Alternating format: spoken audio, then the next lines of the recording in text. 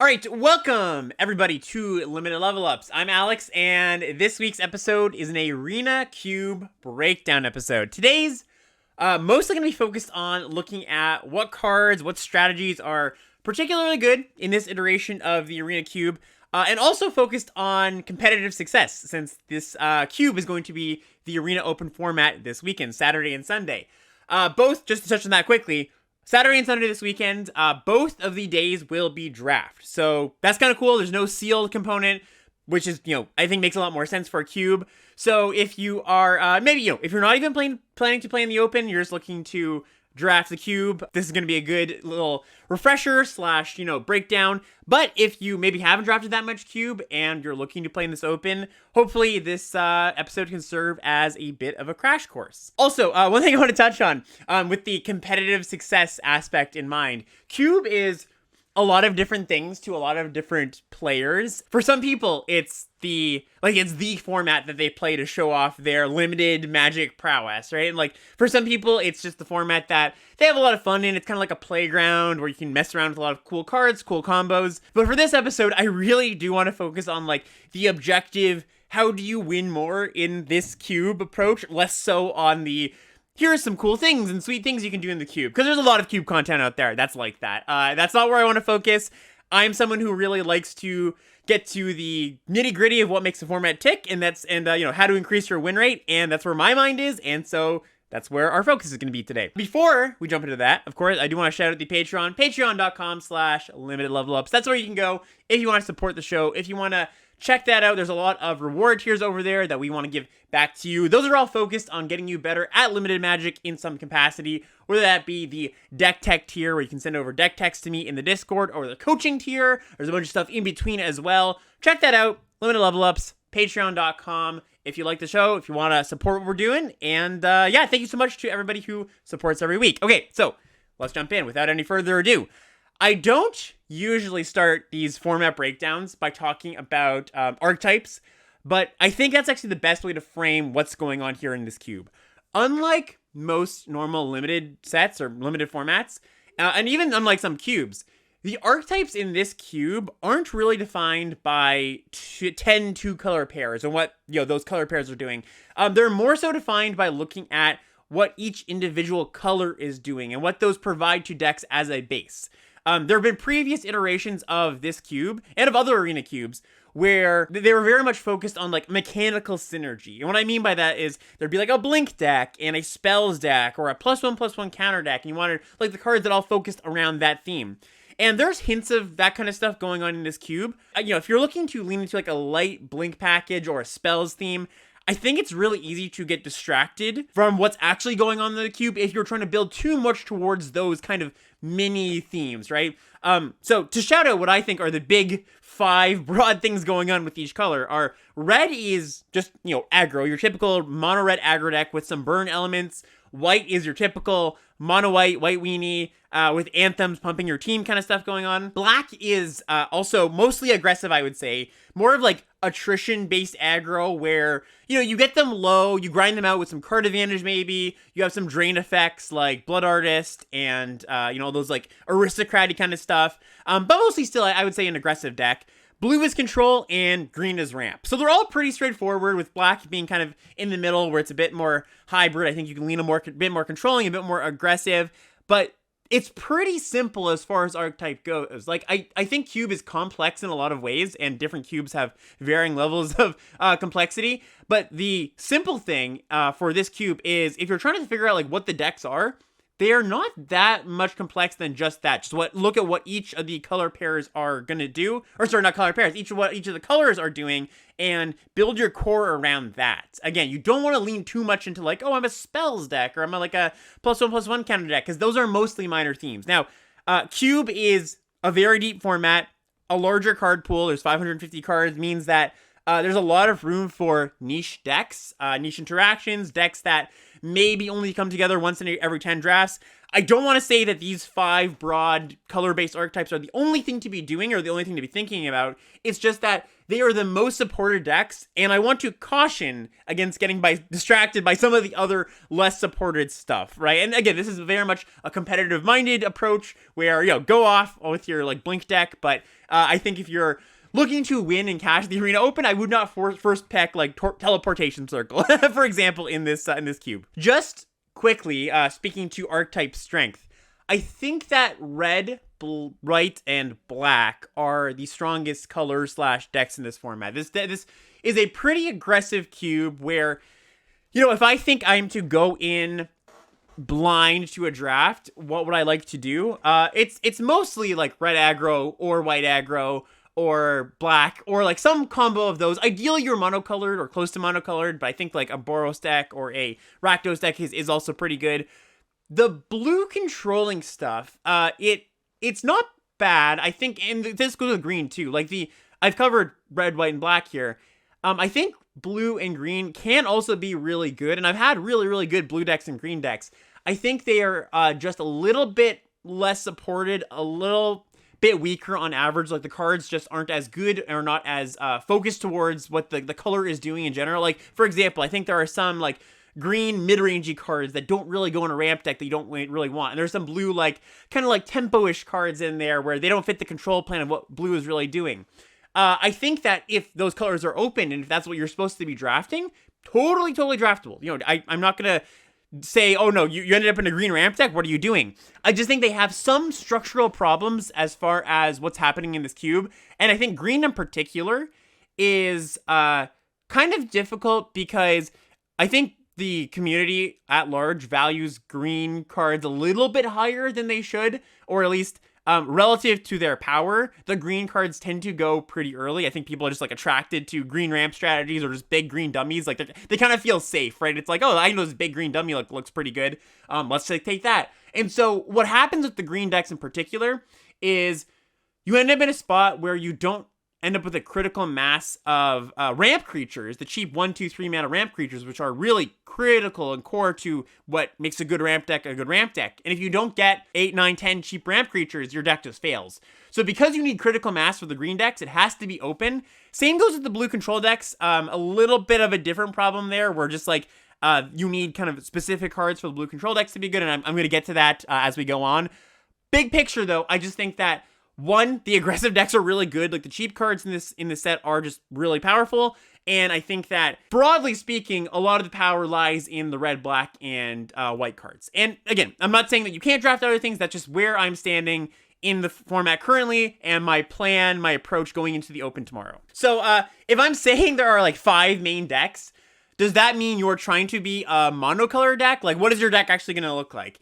And most of the time, you're not an actual monocolor deck. Although ideally, I think like mono black, mono red, mono white, if you can, that's great. That's not always going to be possible. Those colors aren't always going to be that open. Often you're going to be 2 colors, and at the very least, like mostly 1 color and a splash a little bit. Like you're splashing a red card in your mono white deck. But when I say there are 5 main archetypes, it's mostly a mindset thing, where you should think of your deck as base black or white or base whatever color it is, and consider what that means for the types of cards that you want in your base black deck, base white deck, base red deck, or whatever color you're playing. Even if it means you have to play a few cards of another color. So, you want, let's say you have to play some red cards in your white deck. Well, you're going to want, that's not that hard to get the red cards, because they're just, aggro cards and they kind of have overlap there. But let's say you're drafting blue-red. That's a bit different, because let's say you're drafting a blue control deck. You don't really want Embercleave in your blue-red control deck, and that's just like one of the best red cards in the cube. That just doesn't make sense, because your blue control deck's not going to have a lot of creatures. It's not going to have the early chip damage that makes Embercleave a finishing blow, where instead I'm wanting to pair my blue controlling cards, if that's my base, with stuff like Cheap Interaction, Lightning Bolt, or just like a 2-mana removal spell. Chandra, Torch of Defiance, just like a planeswalker that supports the control plan.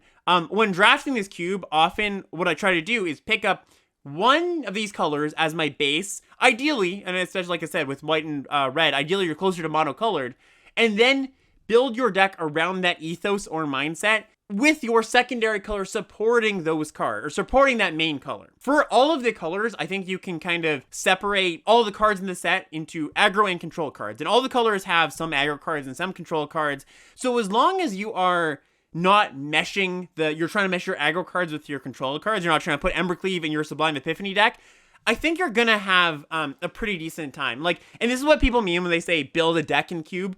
Unlike normal limited, where a good red card is a good red card, and it just goes in every deck mostly. That's less true in Cube.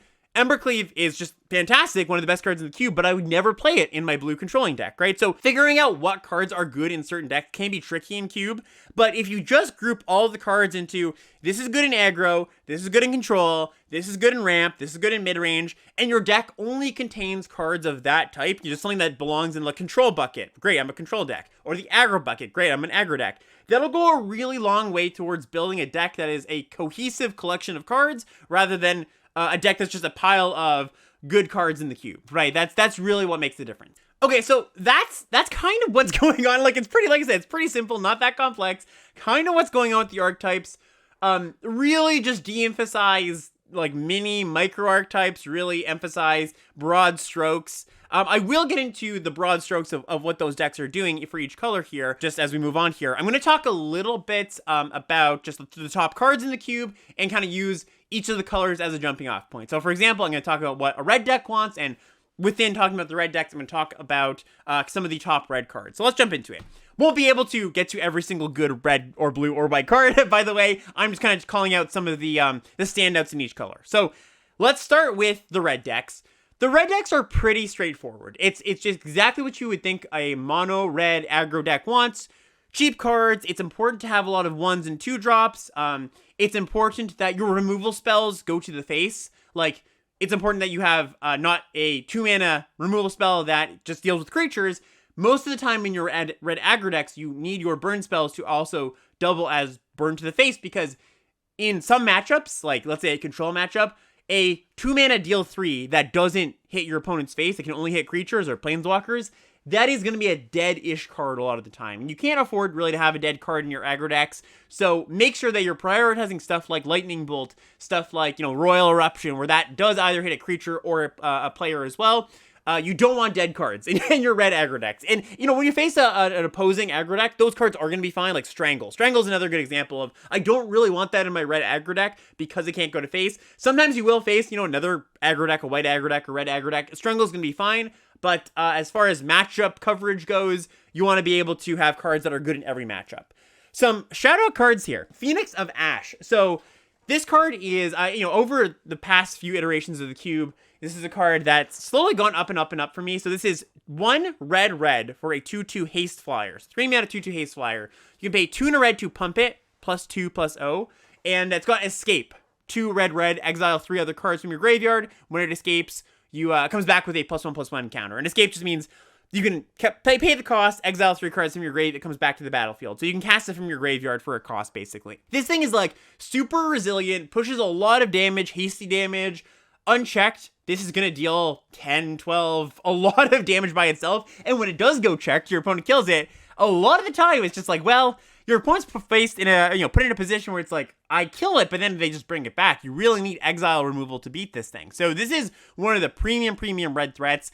Embercleave, by the way, I'm not going to go through every single card, reading them out, because I expect, for the most part, either you're watching this on YouTube and you have the visual, or you're listening and, you're somewhat of an experienced player, because Cube tends to be, attract the more experienced players.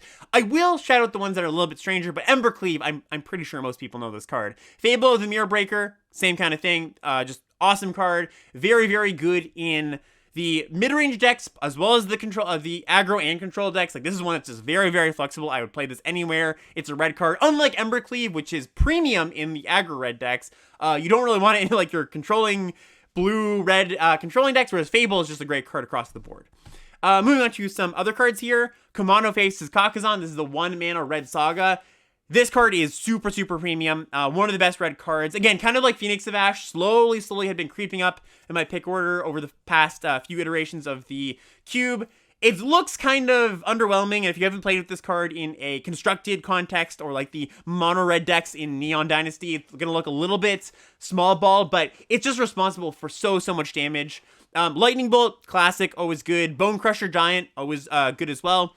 So those are like the standout cheap cards. Then you go up the curve a little bit and you have this trifecta of flyers that are hasty or hard to deal with or have some other effect. So Glorybringer is one of them. Actually, Glorybringer is kind of funny. It's actually gone down a little bit in my pick orders for the red decks because there's just been a lot of really good cheap red cards that have been printed. And when you have a lot of awesome cheap cards, you don't need a 5-drop to fill in your space. Now, it's always going to be pretty good, and it's going to be good in your mid-rangey control decks too as well. So that's one nice thing to say about it. It's flexible in the draft. But in your actual like low-to-the-ground mono red decks, I've been a little bit lower on Glorybringer. Still pretty good, but not a priority. Shivan Devastator, this is another really good one. X and a red for a flying haster. That the X is the its power basically, so 5 mana for a 4/4 haste flyer. Just really goes over the top, really is a good mana sink, is modular, you can play it on turn 3, it's totally fine as a 2/2 haste flyer. And then Rekindling Phoenix, so this is 2 red for a 4/3 flyer. When it dies, you make an 0/1 token that says, at the beginning of your upkeep, you sack the token and the Phoenix comes back. So a little bit like the Ash Phoenix of Ash as well, but just a bit more expensive, not as explosive, not as responsible for as much damage, but for making up for that, you do get a threat that comes back at the cost of no mana, whereas, with the Phoenix, you do have to pay some mana. So those are the standout red cards. Again, there's a lot of really good red cards. If you're going to jump into a cube draft, like right now, draft a red deck, I would just say a good way to go about it is just take these cards that I mentioned, and then take cheap cards, like 1 and 2 mana cards highly. There's a lot of really good 3, 4, 5 mana cards, but you don't have to prioritize those highly. Like Siege Gang Commander, for example, which is, the 5 mana 2/2 goblin that comes with 3 other goblins that you can sack a goblin to deal 2 to something. It's a good card, but you just don't need to prioritize it because there's a lot of cards that fill that kind of slot in the curve, and you only have so many expensive cards in your red decks. Okay, so let's move on to white. Very similar to red, it gives up some explosive potential for a bit of late game. The white decks tend to be able to play a little bit of longer game. They've got some minor card advantage tools, some grinding tools, some anthem effects that are good once the board stalls out, some flyers, a few more flyers than a red deck might. But of course, you don't get the reach of burn spells, and you're not as explosive. There's not as many good 1s and 2s, but it's a very similar game plan where you want a lot of cheap cards. One of Wright's strengths in this cube, or in general in cubes, are that it has a lot of flexible answers. So it's got stuff like, Oblivion Ring style cards that enter and exile anything. Elite Spellbinder, which is the 3 mana 3/1 flyer that enters the battlefield. You look at your opponent's hand, you can exile a non-land from it, and that card costs 2 more. So not exactly a removal spell, but it is a disruptive element, and white has quite a few of those. Some of the best cards, Elite Spellbinder, like I just mentioned. Luminarch Aspirant. This is a big one. This might be the best white card in the cube. This is 2 mana for a 1/1. Put a counter on a creature at the beginning of your combat. This reminds me, by the way, in the previous iterations of this cube, there were a lot of cards that were alchemized, where like Luminarch Aspirant was one of them. Asika's Chariot was another one. They have been non-nerfed now, so you're going to get regular Luminarch Aspirant, regular Asika's Chariot. Some of the alchemy-specific cards, like Sanguine Brushstroke, have been still alchemized. They are still nerfed. Basically, the way that it works, and it's very confusing, but if the card was standard legal, and it got an alchemy nerf, it is no longer nerfed in the cube. But if the card was originally an alchemy card and then it got a nerf, it is still nerfed. It's still its original, or not its original, it's still its modified version. So just something to keep note of. Other cards that are great in white. Wedding Announcement. Huge pull into white. Really fantastic card. Adeline, Resplendent Cathar. That card's also excellent. Just the 3 mana X4 Vigilance that when it attacks, you make a 1/1 attacking creature, and its power is equal to the number of creatures you control. One I want to call out that is a weird one. I had not seen this card until very recently. I mean, it's a pretty new card, but I know this is a card that kind of has snuck up on some people, and especially for me, when I saw it on the opposite side of the battlefield, I was like, oh crap, this card's really good. So Banalish Night Counselor is a single white mana for a 2/1 enlist. And whenever it enlists a creature, you get a boon with, when you cast your next creature spell, that creature enters the battlefield with a +1/+1 counter on it.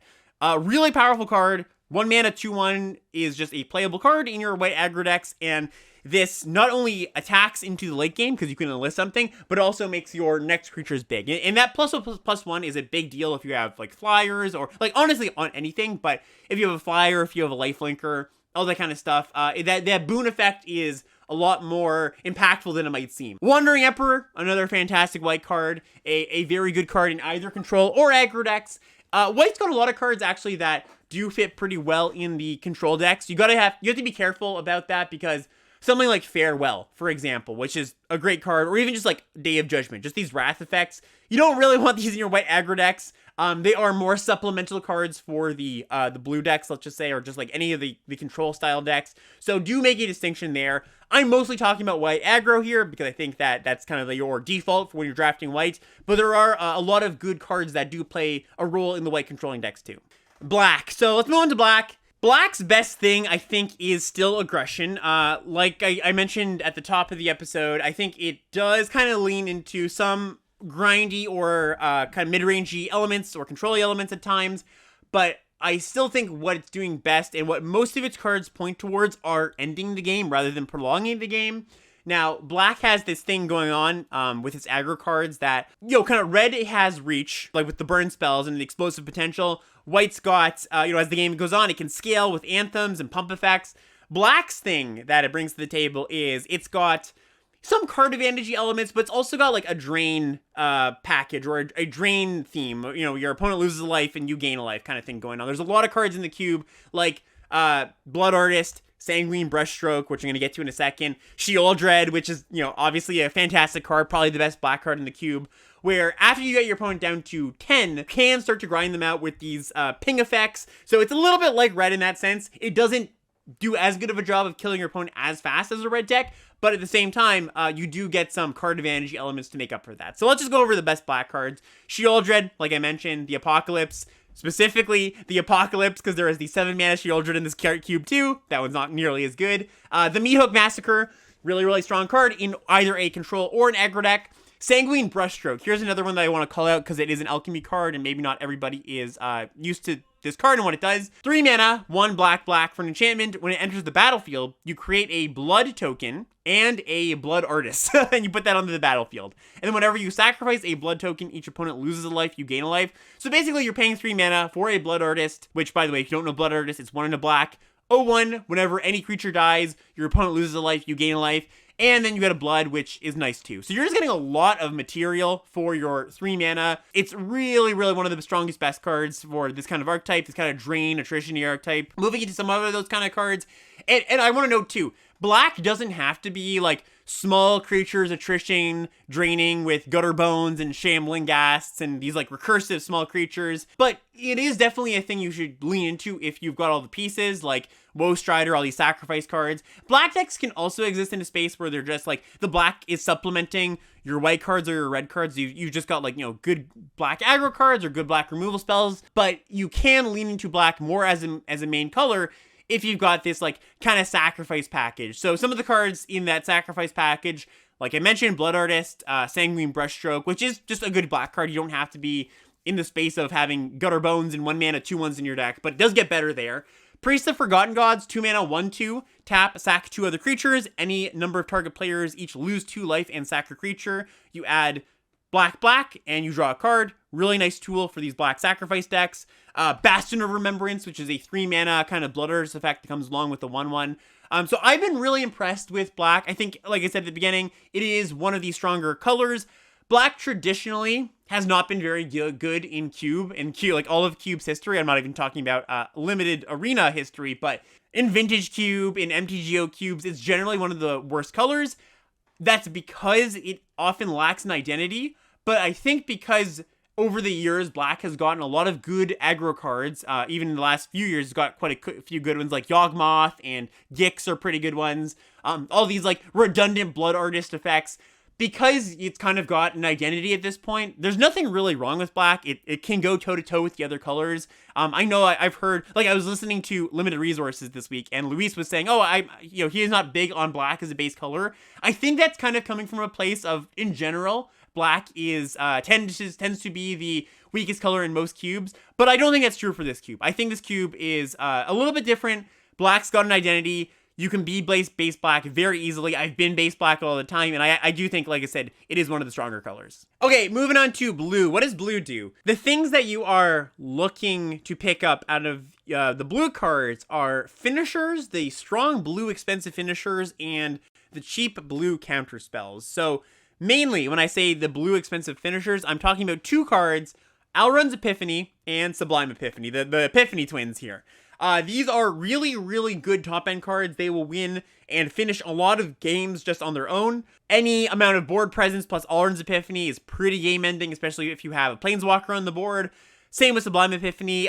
Both of these cards can be underperformers if you're a little bit behind on board. Like, sometimes you have to, like, Sublime Epiphany, counter your 5-drop, that's pretty good. I draw a card and then bounce something. That's not game ending, of course, but it's still pretty good. But the flip side of that is when you are in a pretty okay position where the board's stable, maybe you got a thing or two on your battlefield, and you cast one of these cards, it's really, really difficult for your opponent to come back from that. To get to that point of the game, though, where you are stable, you do really need to have a lot of good interaction early. And that is a lot of the time going to be what the other color is giving you. Like, whatever your secondary color is, whether that be red, white, or black, you're going to get cheap interaction from them. You're going to get board wipes, which are very, very important, by the way. I think that if you're playing a control deck in this cube that is fairly aggressive, you need to have board wipes, or else you're going to have a really tough time. Because if your game plan is just, like, try to answer every single one of your opponent's threats, go, like, 1 for 1 every single turn of the game,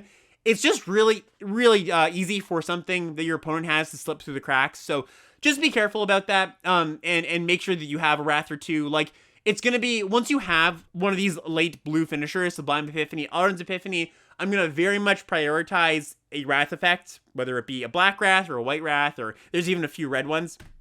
But also, with those Wraths and all those interaction spells, to add to your interaction suite, you really do want to prioritize the cheap interaction spells from blue. And I guess when I say interaction spells, I really mean the cheap counter spells. So stuff like actual OG counter spell, stuff like exclude, stuff like dismiss, all really quite good, because one of blue's strengths is that it does a really good job once you get to turn 5, 6, 7 of playing in that late game space.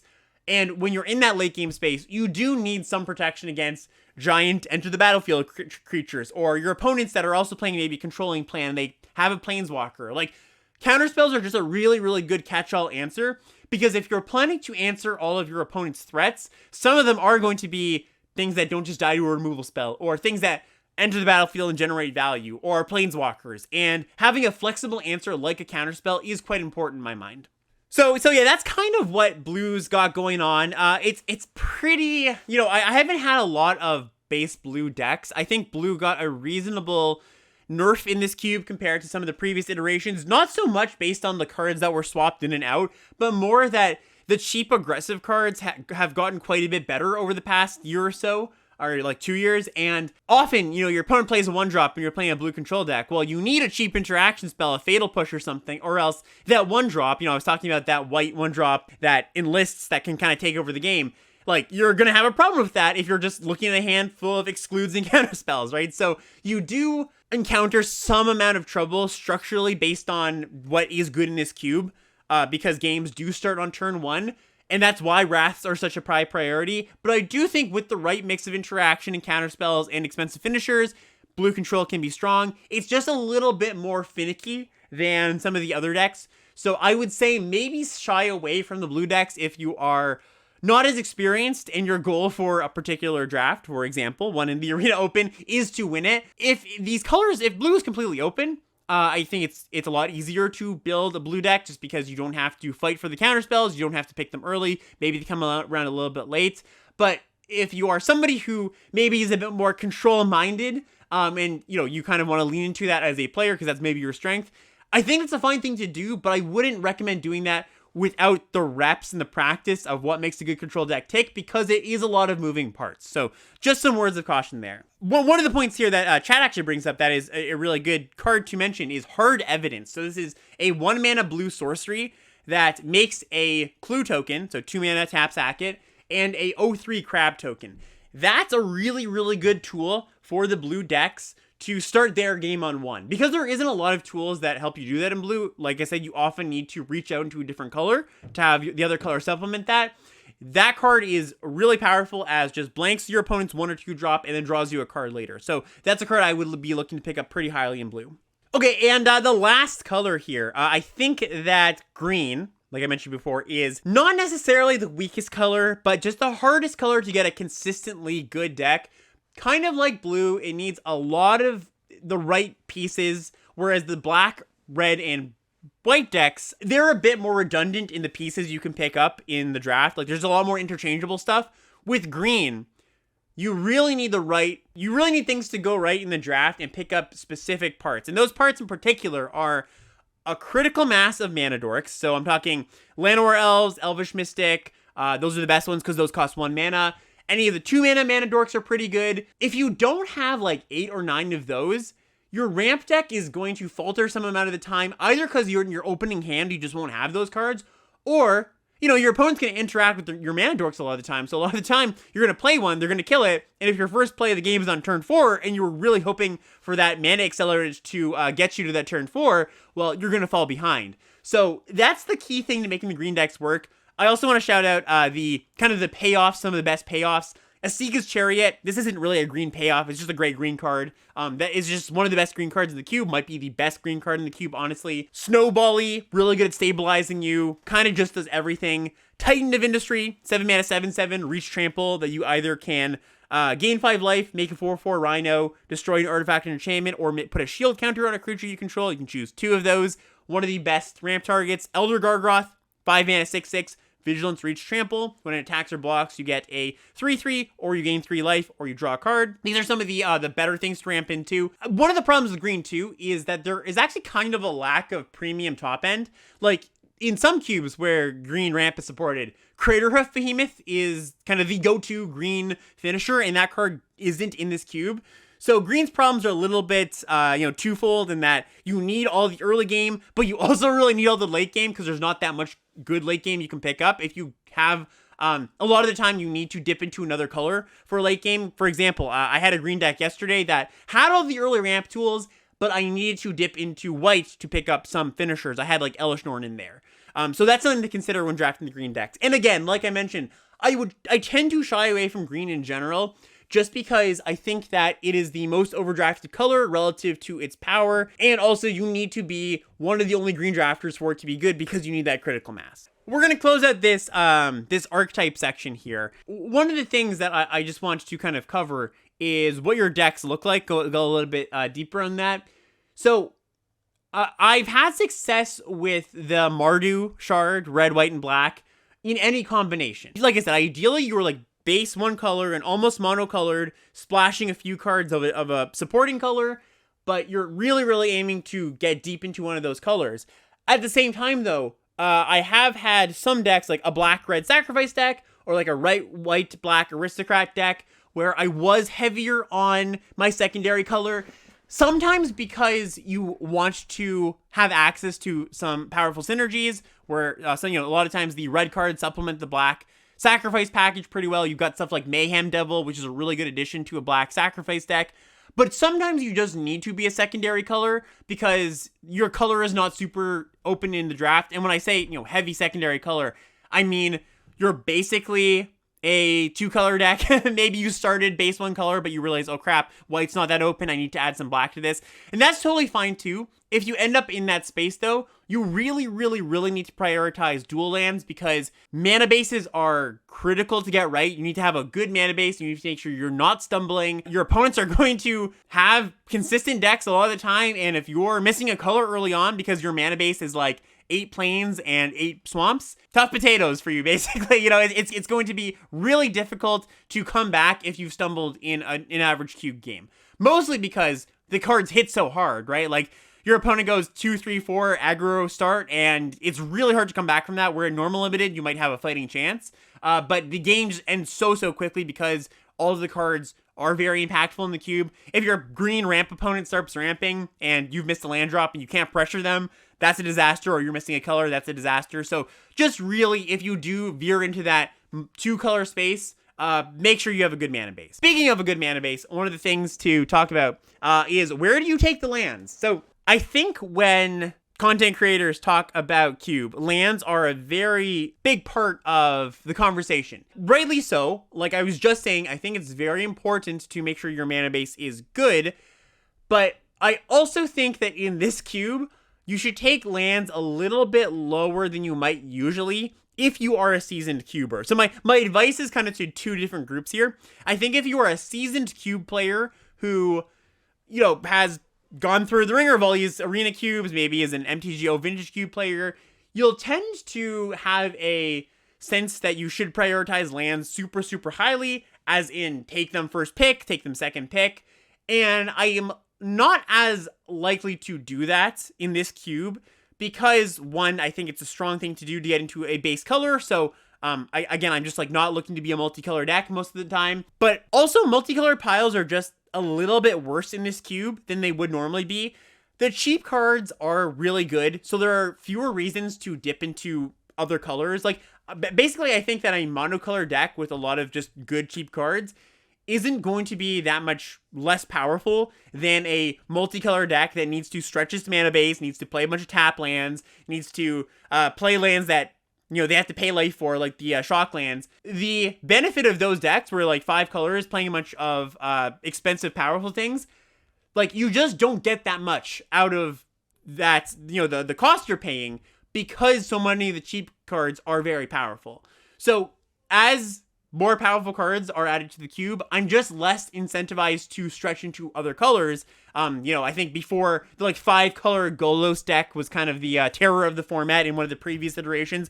I just don't think Golos is a very good thing to be doing in this cube. If you are somebody who's like, oh, take all the lands early and then find myself in a multicolor deck, I would shift that back a little bit. But the second part here is, if you're not a seasoned cuber and you're kind of new, is you're probably going to undervalue lands relative where you should take them. Because, like I said, it is still very important to have a good mana base. And I think that once you know what your deck is looking like if you know you're a black-red deck, I do prioritize Blood Crypt and Haunted Ridge and all the black-red dual lands quite highly because you need to cast your spells. I'm just more warning against don't take them early and try to build multicolor good stuff, I suppose. And just to touch on that quickly, with the Mardu colors being the colors I'm most interested in, I do, out of weak packs, speculate on Mardu lands, the white-red, black-red, and black-white lands, because, like I said, you're not always going to get that slick, streamlined monocolor deck. A lot of times you do end up with 4 or 5 cards that are strong of a different color, and to reasonably play those cards, you gotta have a good mana base. One of the things that's really important to consider is, say you are a base white deck with a lot of white mana pips, you want to really minimize lands in your deck that don't cap for white. So if you're a red-white deck splashing a few red cards, I don't really want mountains in my deck because that inhibits the ability for me to double spell with white cards or cast, you know, a double white card and a single white pip mana card in the same turn. Sometimes there's stuff like Banalish Marshal, which is literally white they have to consider. And if one of your opening lands, the lands in your opening hand are a mountain, you're just not going to be able to dump your hand in the way you want. So a reason to prioritize the dual lands is so that you don't need to play an off-color basic when you do have to splash a color or two. Just to finish this out here, I want to talk about what cards are good in cube. So this is a very broad question, but I think a really important one to answer. There are a lot of cards in the cube, and one of the hardest parts of getting used to cube when you're coming from normal limited is recognizing what cards are worse in high power environments. So the main thing that I will say are cheap cards are great, especially in a cube as aggressive as this one. It's really important to have good cheap interaction, good cheap 1 and 2 drops. It's really easy to load up on expensive cards, and like I said, you just don't need that many expensive cards.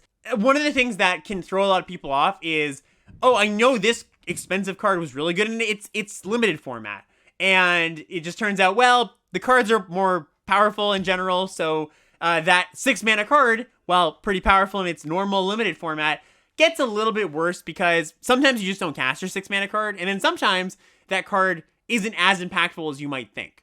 Right? So like a good example, I think, is I think it's called Sune's Invocation, and that's from Baldur's Gate. It's a 6 mana for white instant that it's kind of like Sublime Epiphany. You get to choose one or more modes, and it's like, I think it's like you gain 3 life, you make 2 tokens, you destroy an artifact or enchantment, you seek a 3 mana value spell. Maybe there's something else on there too. That card's not a card I'm that interested in my cube deck, even though it is quite a powerful card in its limited format. If you are going to draft expensive cards, the ones you're going to look for are cards that have built-in protection effects, either, hexproof or ward or shield counters, or have good enter the battlefield effects, or, ideally both. So something like Sanctuary Warden is an expensive card that I'm pretty into. So this is 4 white for a 5/5 flyer, comes with 2 shield counters.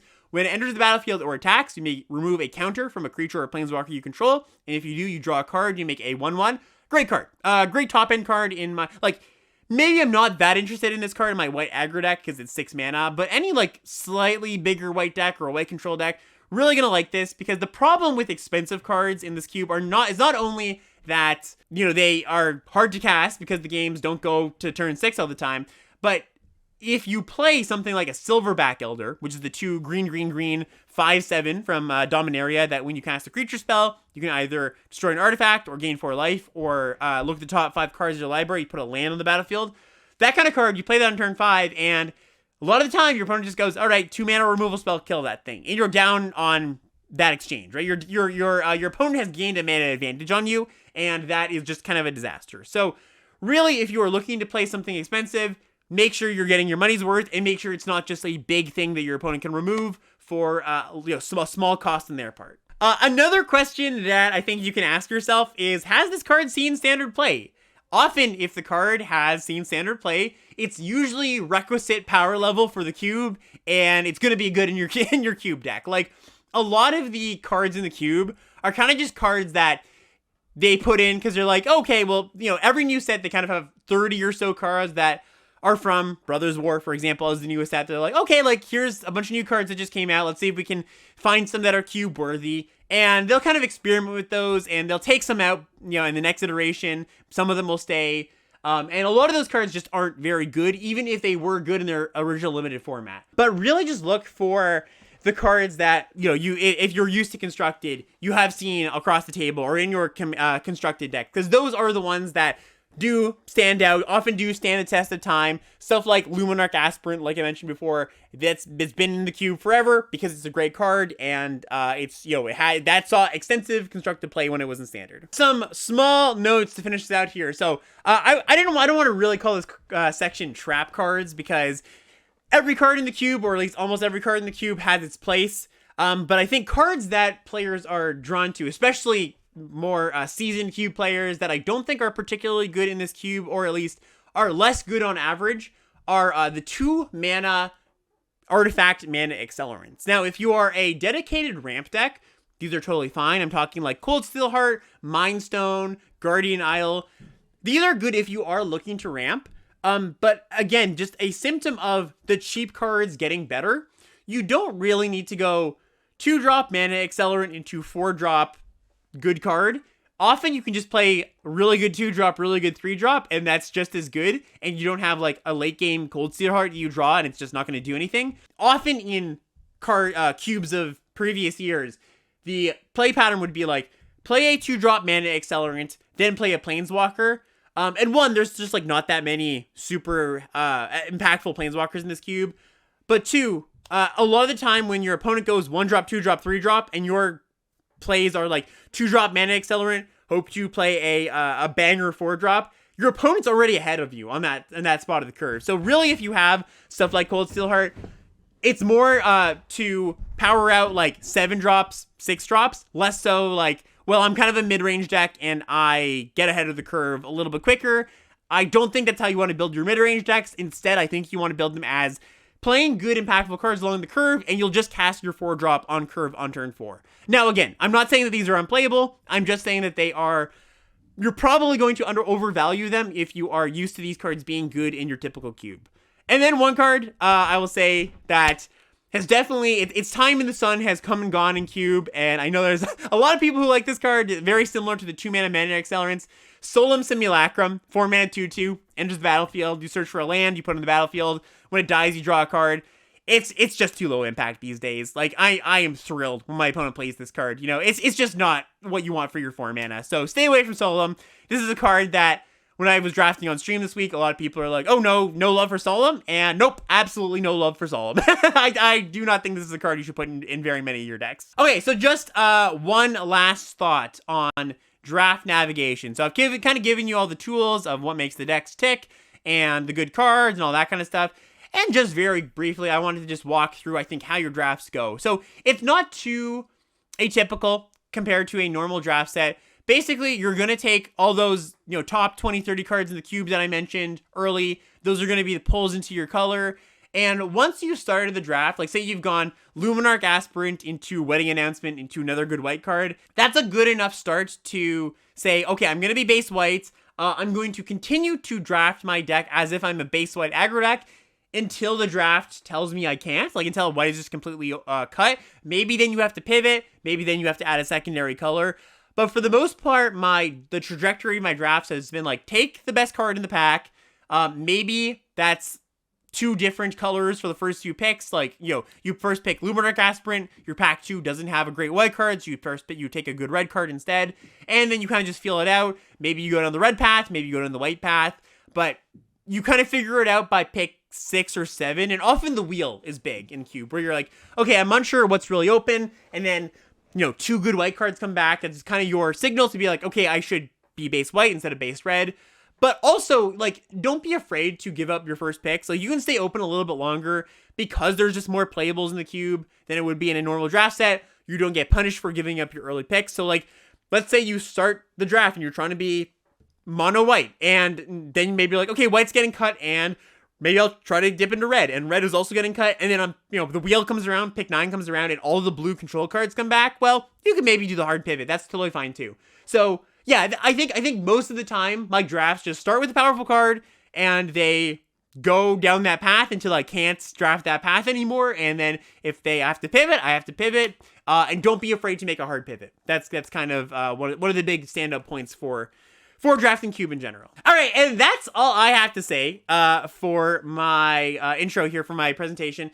Thank you so much for watching and listening. Everybody in Twitch chat, we're going to send it to you, of course, for some questions. Send it at me, chat, anything to do with specific cards, archetypes, anything like that. I'm very happy to answer.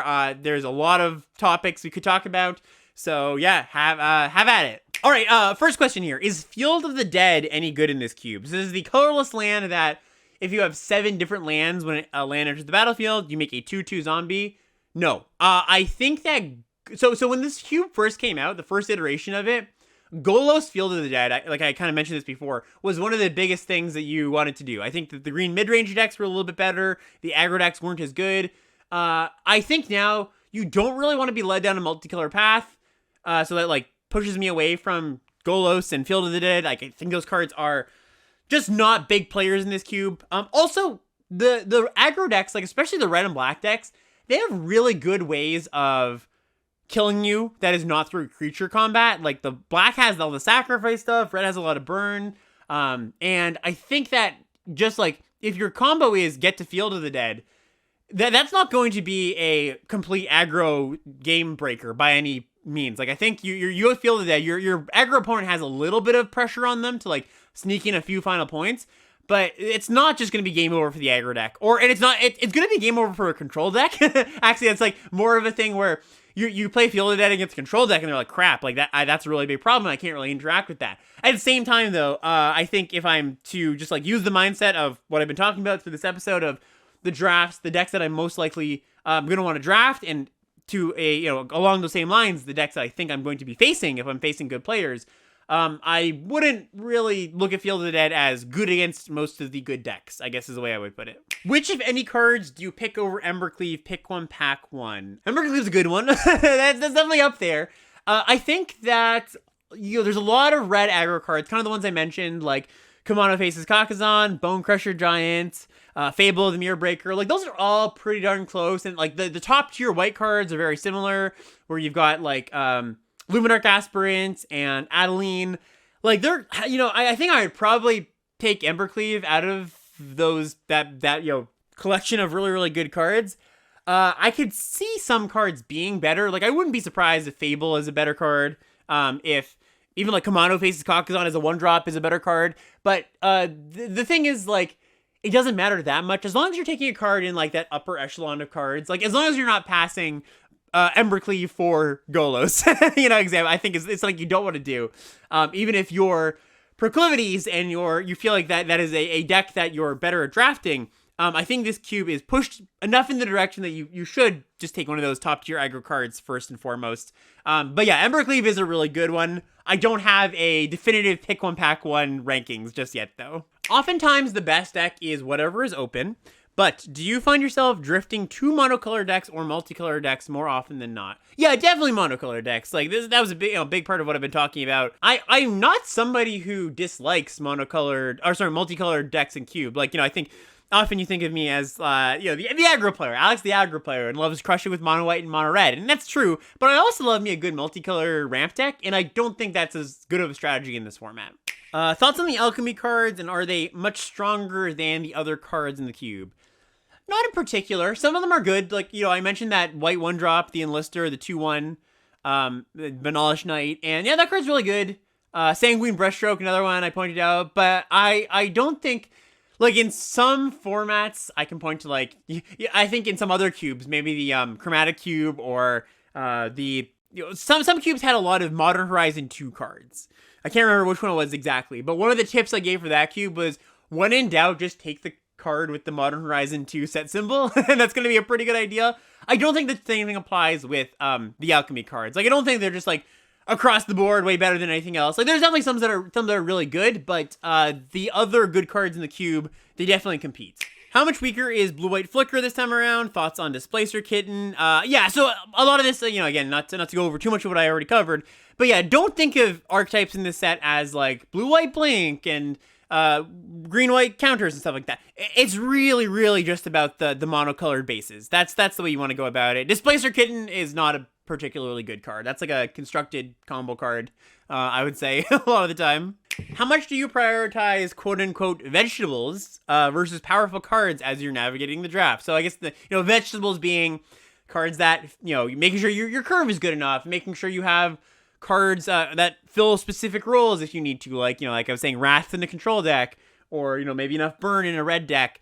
It's kind of a mix. Like, early on, you want to prioritize powerful cards because you're not even necessarily sure where you're going to end up. I think as the draft goes on, you have a better idea, and this is just true for any format, right? It doesn't have to be cube, but as the draft goes on, you have a better idea of the needs of your deck and where you're missing, where you need to fill in holes. So I would just say pack one, prioritize powerful cards.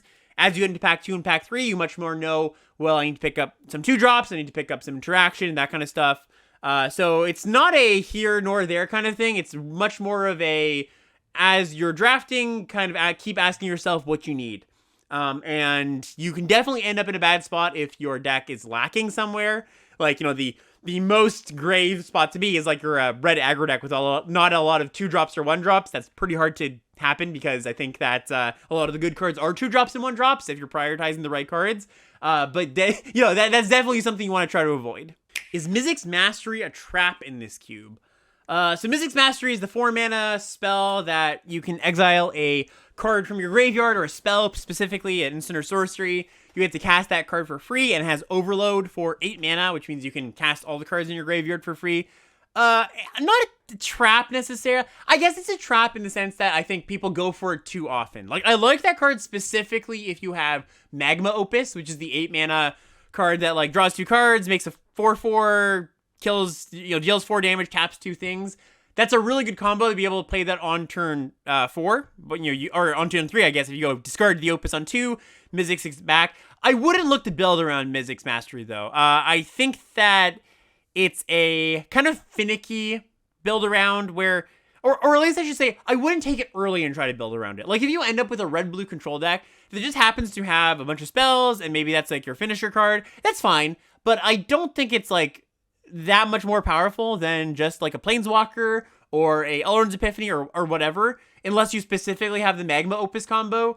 And that style of deck, again, I would like lean away from drafting that if your goal is to win. And not to say that, again, I want to caveat, not to say that that deck will never be open, but I think that that is a deck I am less interested in getting into for this iteration.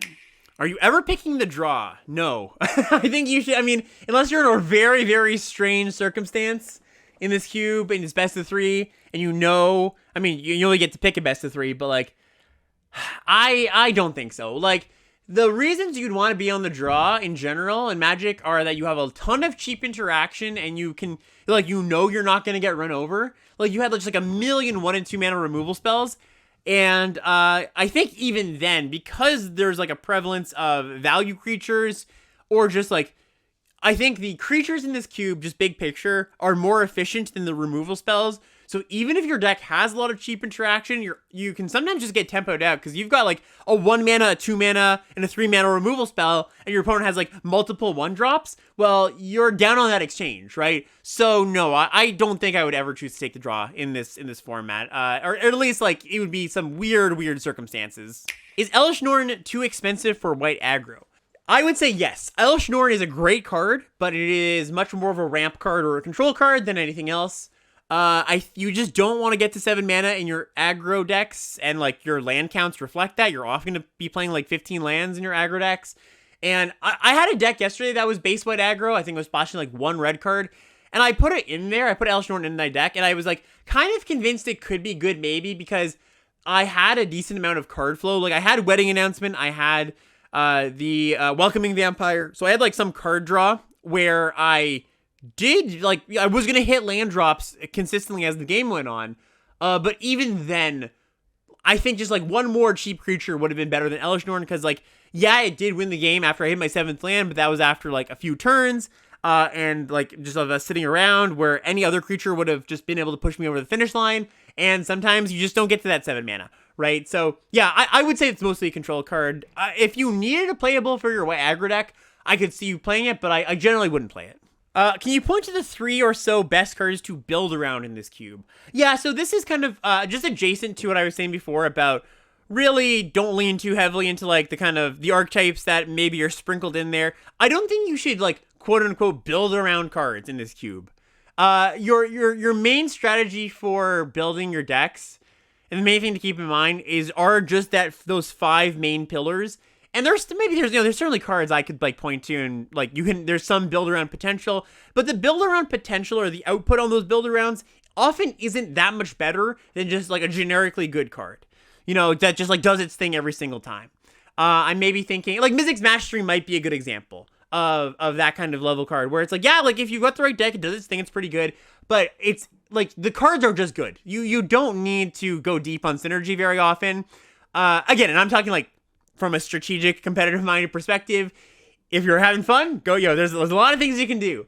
But because, once again, I've said this like 10 times during the podcast, but I think it's really important to reiterate, because the cheap cards that just do their thing are so effective, you don't need to go that deep, basically. Yeah, Hardened Scales is a good example of that. Double Vision, the thing that doubles your spells. Like, again, that's the kind of stuff you just don't need to go for that kind of stuff. How important has hand disruption been? So Thoughtseize and Inquisition to Kozilek, they both exist in this cube. I like Thoughtseize a lot more than Inquisition because, sometimes your opponent's going to be like on a ramp deck and you don't care about like taking their mana dorks, or at least you take their mana dorks and they have just 2 more in their hand and they didn't really do anything. You need to make sure you can hit a wide range of cards. I do like Thoughtseize. I think it's a pretty important card. And important might not be the right word. It is a quality filler card, I would say, in your black decks. Like, it's not that important, and it has spots where it's really good, but it's not like in Vintage Cube, where hand disruptions are really high priority because you need to disrupt combos. Generally, the cards you're taking from your opponent, like, you can look at their hand and take their best card, and that's going to do something, but it's not going to be that much better than their next best card often, which means that the effectiveness of hand disruption is lessened. Like, when you can take a card from your opponent's hand in like a Vintage Cube combo deck or against a Vintage Cube combo deck, that's super effective because you can just shut down their whole deck a lot of the time. Not really the case here. Your opponent plays turn 1 Monastery Swift Spear into 2-drop, you Thoughtseize them, and you're like, I guess I take your burn spell and I save myself like a point of damage, right? So yeah, it's not high priorities, but definitely playable. What are the best colors to pair with blue for a control deck? Yeah, this is a really good question. So I think that white and black are probably the best colors, because white and black have versatile answers and field wipes. That's really, really important. Red can be paired with with blue, but its answers are not as versatile, and it has less effective board wipes. Usually it's like, damage-based removal. The removal you get in red is like deal 3s and deal 2s and stuff, and that doesn't scale as well in the game as the white and black interaction. So if you are a red controlling deck or a blue-red controlling deck, often your game plan is not going to be kill all of my opponent's stuff and then win eventually. It's a little bit more of and I actually had in the Cordo class I held yesterday on Cube, we looked at a red-blue deck that didn't go so well for somebody, and I think that was the difference maker, where they were kind of trying to play red-blue control, where they just like answer everything and then eventually win the game with some finisher. I think if you're a red-blue control deck, you're much more going to play like the blue-red Alrund's Epiphany decks that existed in Standard like a year ago, where you're kind of just keeping tempo with your opponent, killing the early things, and then you turn the corner very, very quickly with like a big red flyer plus a Time Walk, or like, you've got a Glory Bringer plus a Sublime Epiphany to keep your opponent off tempo, or something like that, right? Where your closing speed should be prioritized, as in you really need something that finishes the game ASAP. Whereas your blue-black control decks, they're a little bit more happy to just sit back, answer everything, cast some wraths, draw some cards, because they do have inevitability and they can answer almost everything. The red deck's less so, and I don't think you really want to pair your blue control cards with green. Green just doesn't offer you that much. Can green support white or red based aggro, or is green just best at ramp? Yeah, I think there are some green aggressive cards that make sense. Like a Seeker's Chariot's going to be just good no matter what. There are a few cards that push towards attacking. Most of the time, though, I would say green is the least good color to support red and white. I think that too few of its cards are aggressively minded.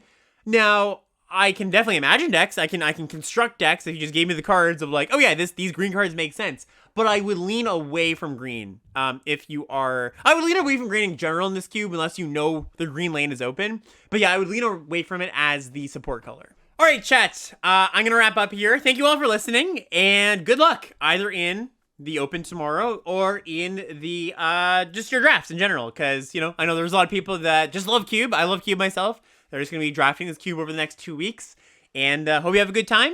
But in any case, thank you so much for listening, and we'll see you next time. Bye, everybody.